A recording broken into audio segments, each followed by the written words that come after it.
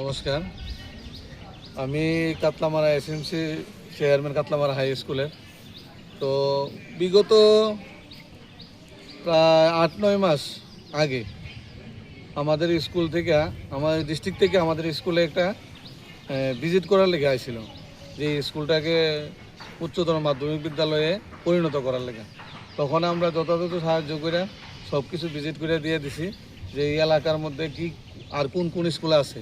তো মোহন কলাগাছিয়ার পরে প্রায় 10 থেকে 15 কিলোমিটারের মধ্যে আর কোনো হায়ার সেকেন্ডারি স্কুল নাই। একটা স্কুল আসিল, যেটা ঈশানপুর স্কুল। ঈশানপুর স্কুলটা এটা বিদ্যাজ্যোতি হওয়ার কারণে তো সবার পক্ষে সম্ভব হয় না যে ওই স্কুলেতে পড়াশোনা করার লেগে। তো ওইটার লেগে আমরাও দাবি রাখছিলাম এলাকাবাসীর পক্ষ থেকে, যে আমাদের এই কাতলামারা স্কুলটারে উচ্চতর মাধ্যমিক বিদ্যালয়ে পরিণত করা হোক। কারণ কি, কাতলামারা থেকে দাগিয়াবাড়ি এখান থেকে প্রায় 10 থেকে 12 কিলোমিটার, এখান থেকে শিবনা প্রায় 6 থেকে 7 কিলোমিটার।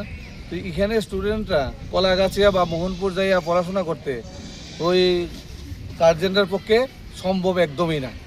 তাই আমরা চাইছিলাম যে কাতলামারা স্কুলটারে উচ্চ মাধ্যমিক স্কুলে পরিণত করে দিলে আমাদের ভালো হয় আর কি।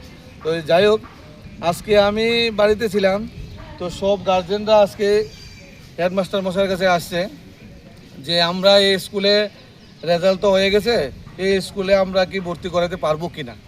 তখন হেডমাস্টার মশাই আমাকে ফোন করলো, আমিও আমাদের এসএমসি আরও বাকি যারা ভাইস চেয়ারম্যান আছে, আরও বাকি যারা সবাইকে নিয়ে তাহলে যে আশ্বস্ত করলাম যে আমরা সিস্টেম মোতাবেক আমরা সব কাগজগুলো আমরা পাঠাইছি। আমিও কয়েকদিন আগে ডিস্ট্রিক্ট অফিসে গেলাম, ডিস্ট্রিক্ট অফিস থেকে তারপরে ডাইরেক্টরিতে গেলাম, কথাবার্তা করলাম, যে তারা মিটিংয়ে আলোচনা করছে। কিন্তু আমরা এখনও জানতে পারলাম না যে এই স্কুলটা আদৌ কি উচ্চতর মাধ্যমিক বিদ্যালয় হয়েছে বা আগামী দিন কি হইব নি।